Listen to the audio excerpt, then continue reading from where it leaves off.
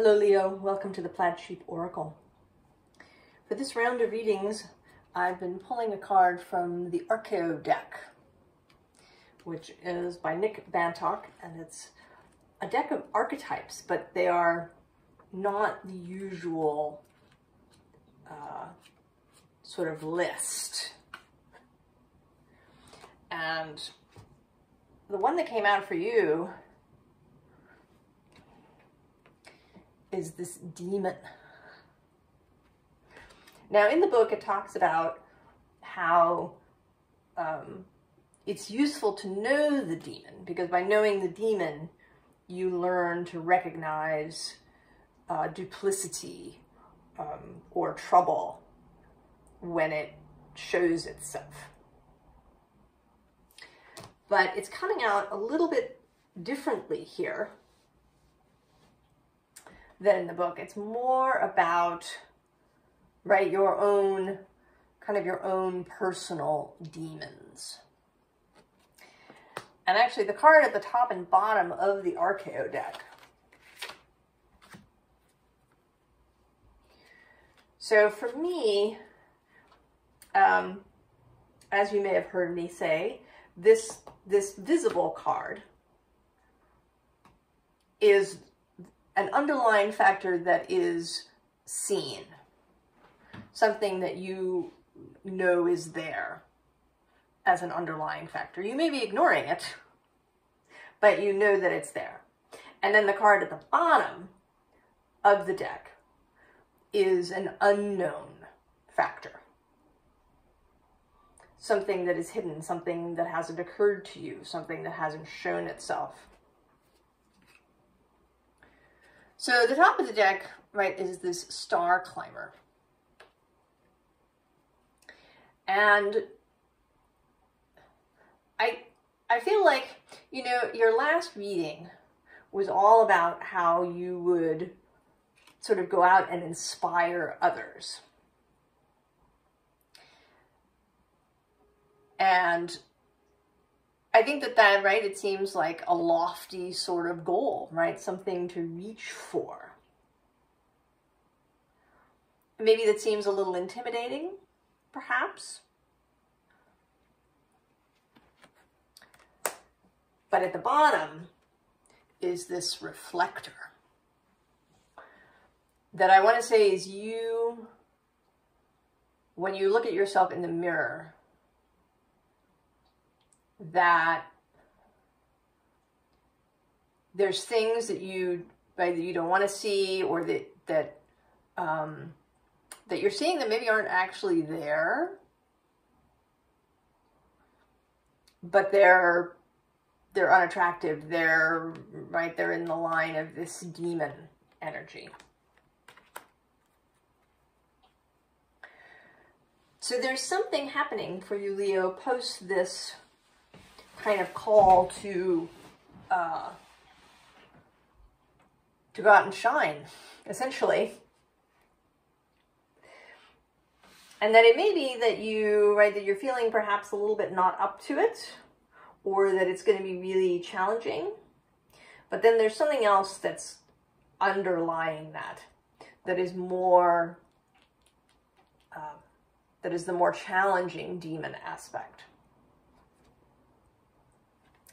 So we have this truce card, and then the first card in the row is this Six of Swords, science here in the Thoth deck. And both of these are speaking to me about neutrality, about wanting to stay out of the fray, to stay out of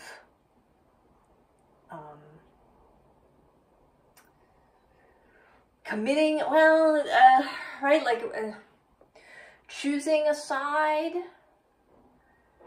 in some way. And I don't mean this kind of in the usual sense of, you know, two opposing sides and, right, like choosing a political party.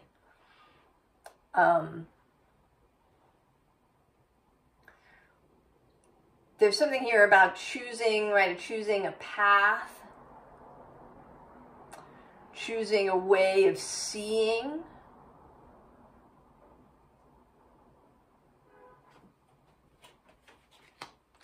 Now, interestingly, underneath the Truce, we have a different four, the Four of Cups, which is luxury in this deck. And then the bottom here is the Five of Cups, disappointment.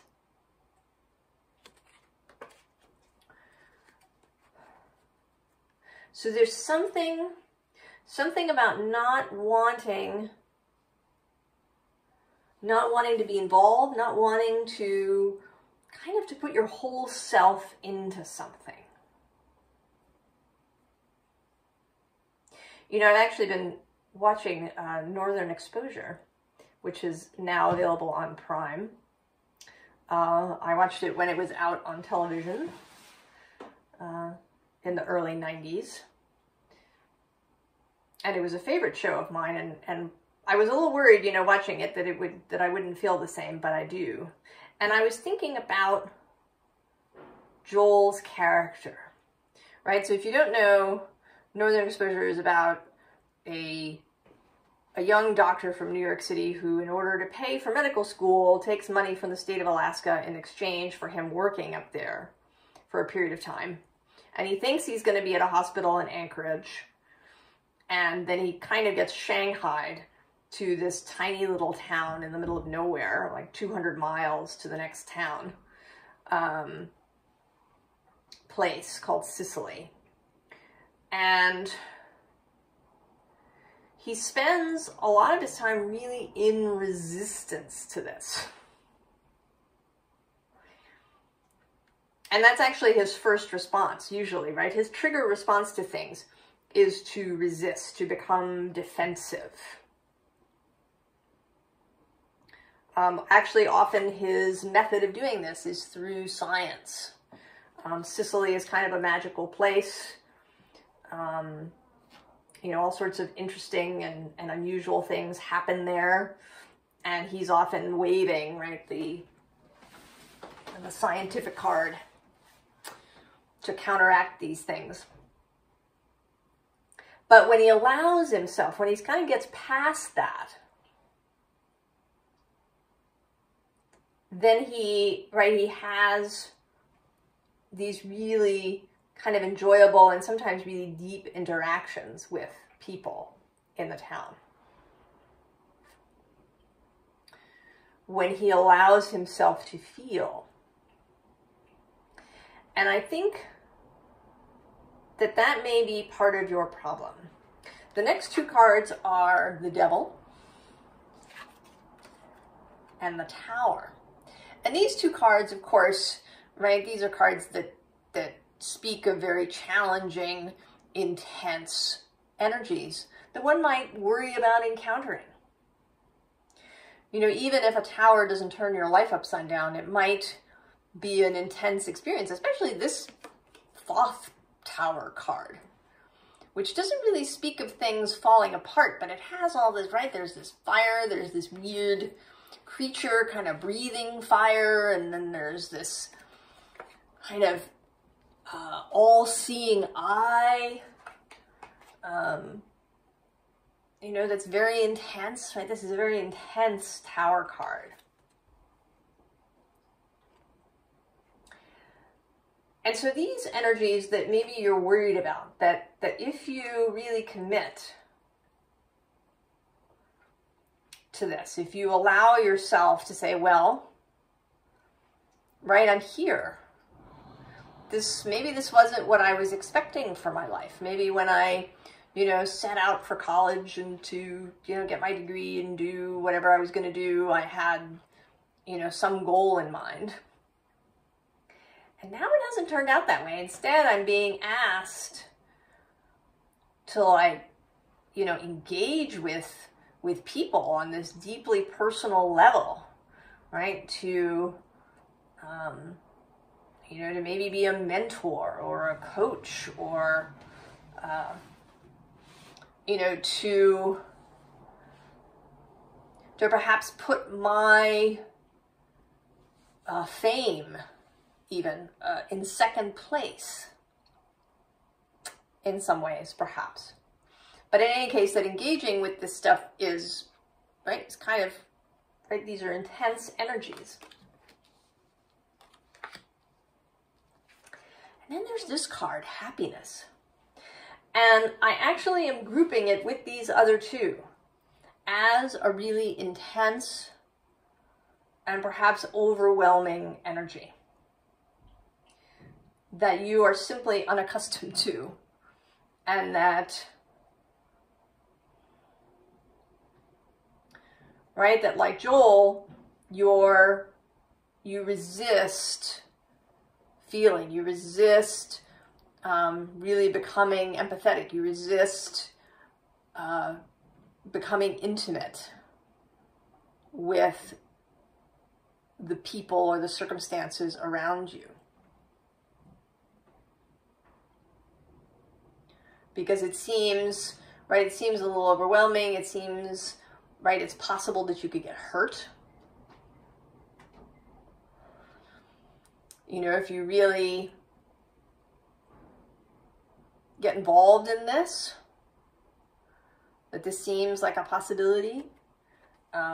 You know, you kind of want happiness, but at the same time, it seems out of reach, right? There's that underlying disappointment, and disappointment is very painful. So there's these intense energies that you are really, right, that you're really worried about.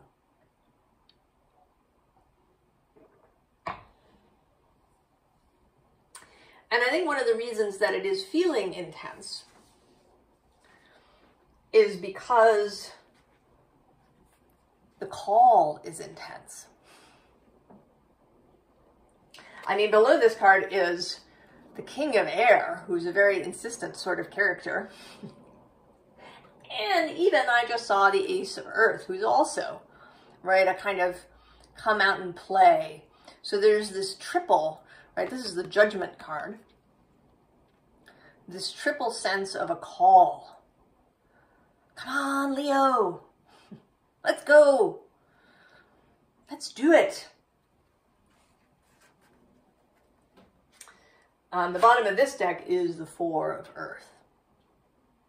So what you don't see, Leo, is the level of support that is coming with this call. Right? This is you being handed a good part of what you will need going forward. But it may simply not be visible to you. I mean, what you are feeling is this call, and actually the next three cards is kind of, they feel like a game of telephone. So we start with this, right, this angel blowing the trumpet. And this gets heard by the seahorse, who delivers it to the messenger of water. And then the messenger of water delivers it to justice, who approves of it, who sees its beauty and its harmony. And then justice passes it to the messenger of fire. The messengers are the knights in this deck. So this card is associated with Sagittarius, the Knight of Wands, who rides out with the torch. And then the messenger, although this is kind of this is a more quiet sort of character, right? But insistent, I think. And she's trying to speak to you. But here you are, right? You're turned away from her. Right? There you are, the star climber.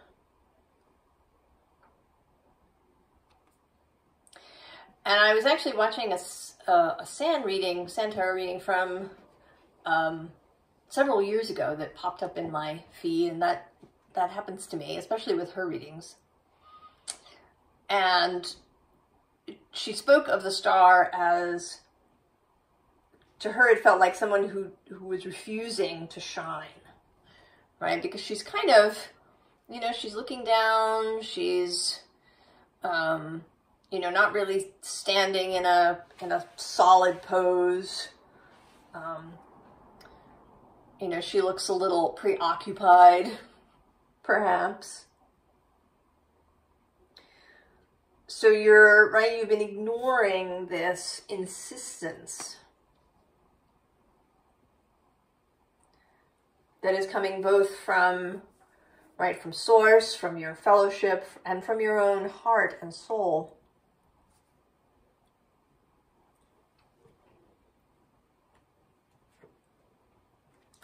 And so then we have judgment again. And this time, in a very different form, right? There is this, this may be another issue that you feel like if you get started with this, that, you know, all of these people are going to show up and be really needy, right? I mean, they're reaching out from this pile of skulls for you.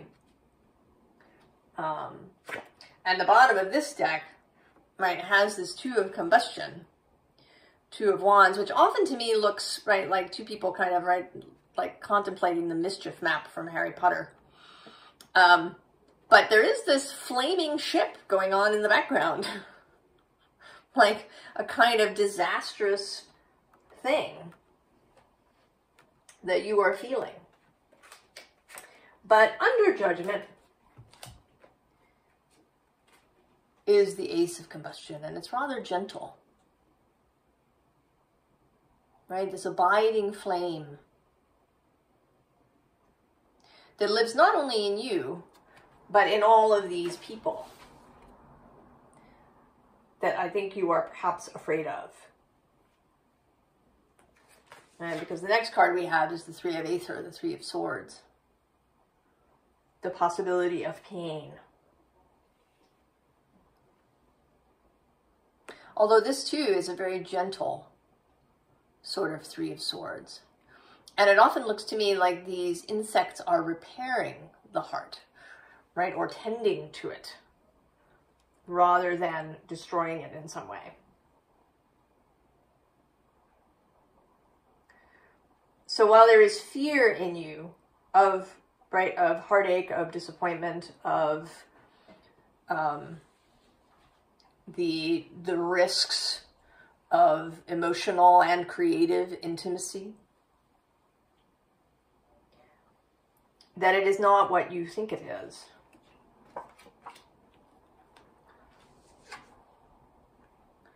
In part because of the High Priestess. Your ability to know, to hear your own intuitive calling. And, if we think about the demon's description in the book, that you have this ability, Your inner demon gives you the ability to know who not to engage with.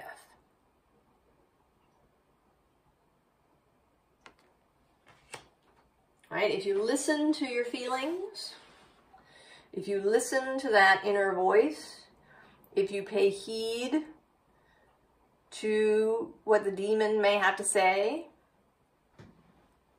or how the demon behaves in you, recognizing the demon in yourself can allow you to see it in other people and to know, where you can help and where you need to not be there. You have that ability. And then there's the Queen of Combustion, the Queen of Wands. Sovereignty, skill, ability, creativity, inspiration, ease with all of these things. She's a very easeful Queen of Wands. She's relaxed. And you have all of, you may not see them, If when you look in the mirror, when you look at yourself, you aren't seeing these things, right? That's because of the demon. Right? The Leo energy is coming through you now to say that you absolutely have all of the skills that you need. You have the support that you need. It's there. You can commit.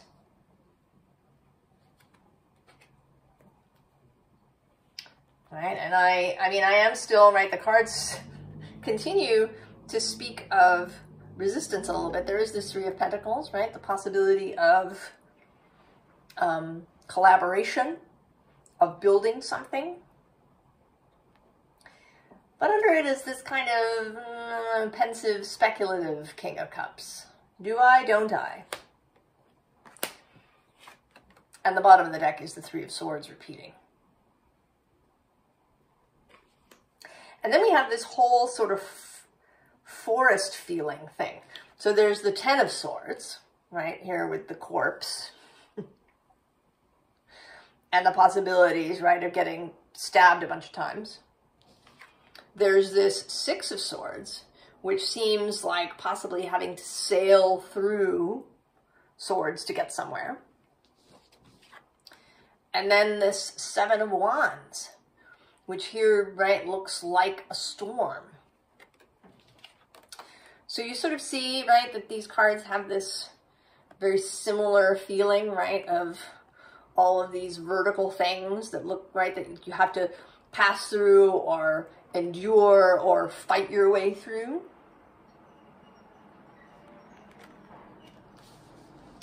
But then at the end, we have death.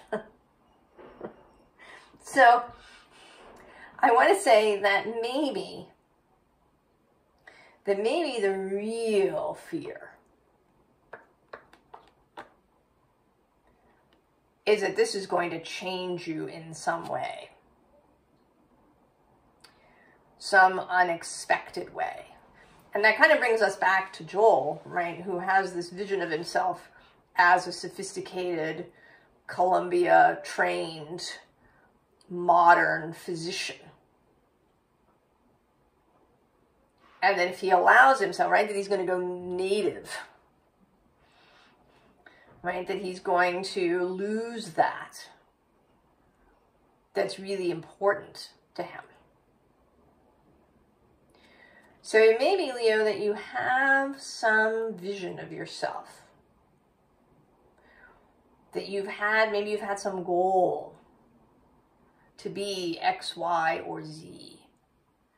You know, a CEO or a famous artist or, you know, I don't know what many possibilities there are as your goal. And I think right, that the real fear here, right, is that that you're not going to recognize yourself. That you're going to change in some way that you don't want. Or that part of you doesn't want, I should say. That there's going to be some sort of profound change to you that you're really uncomfortable with.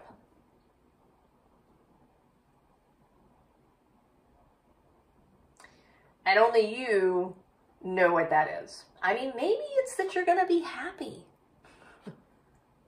Maybe it's that you're going to turn into one of those perhaps currently annoying people who's just happy. Right? That people are going to call you a Pollyanna. Or, you know, that you're going to be, you know, not seen as a serious artist or a serious person.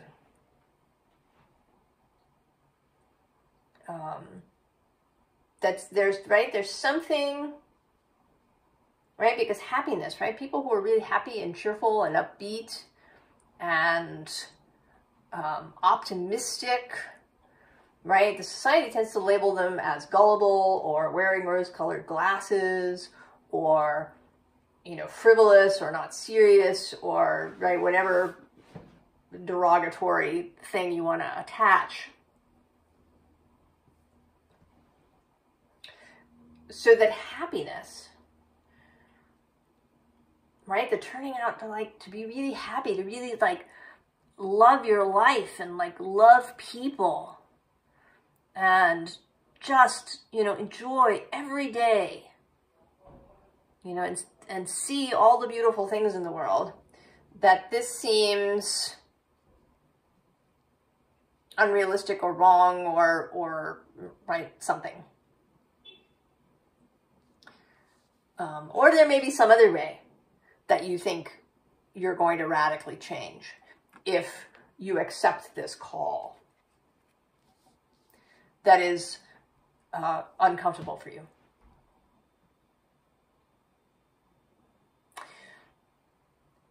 So, advice. Of course, death. And this death, right? The death who breaks the fourth wall of tarot. The death who's staring out at you, right? She doesn't buy any of it. She doesn't buy any of it.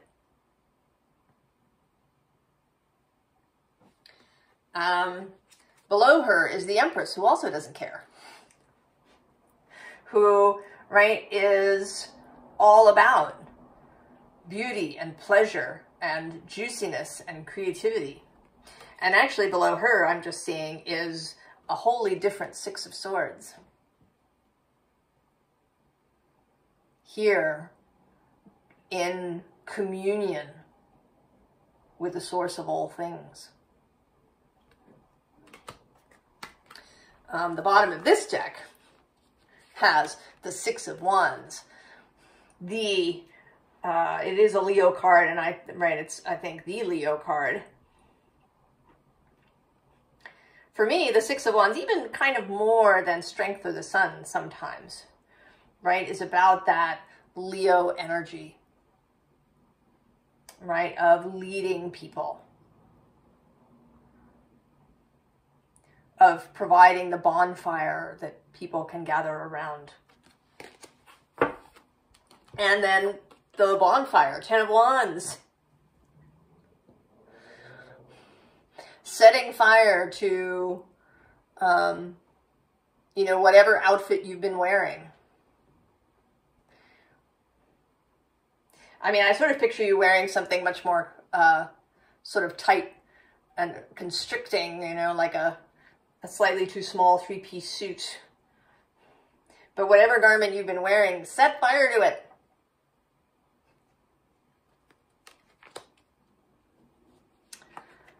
Seven of Pentacles. Where have you been dancing,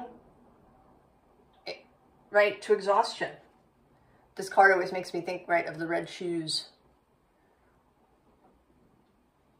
And of the Black Swan, yeah? Of the movie. Right? How have you been damaging yourself?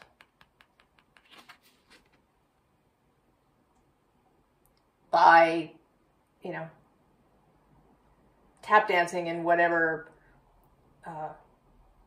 arena you're in that you don't actually want to be in. And then the Ace of Pentacles. Just create the new thing. Just go, Leo.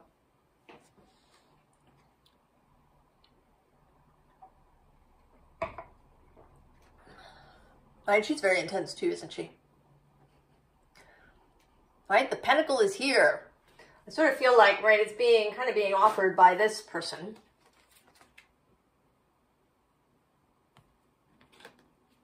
Right, take it.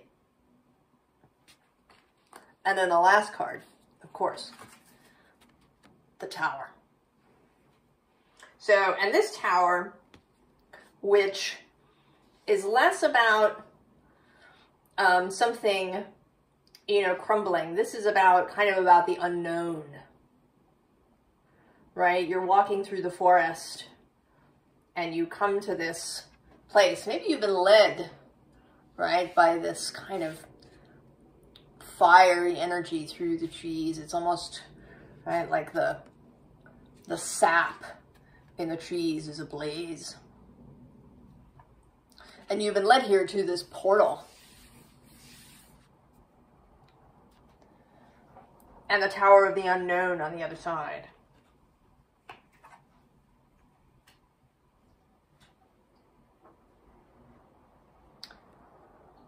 Go through the portal, Leo. Right? Because the Tower is adventure. The Tower is interest. The Tower is all kinds of amazing things. You just can't see it from this side. Right? You kind of... Right? You can see there's light on the other side. I think if you were standing on the other side of the tower, it would look completely different. Right? You're kind of seeing the rear end through the portal, and you're being asked to trust that when you get around to the other side of the tower, instead of being forbidding and blank, you know, it will be beautiful and welcoming.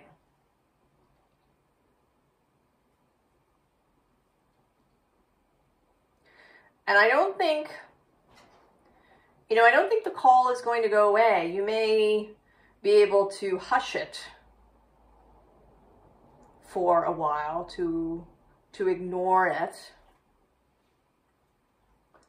But I don't think that it'll go away. I think it's going to stick with you. I think it would stick with you all the way to your very last breath in this life. So that's, right, the choice to allow yourself to transform into something else.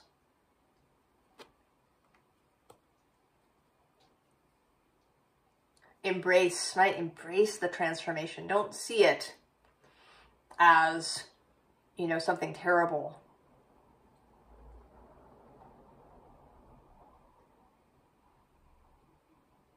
All right, Leo.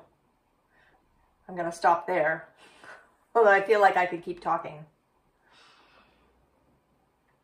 I feel like I sort of want to, that I want to give you as much encouragement as possible.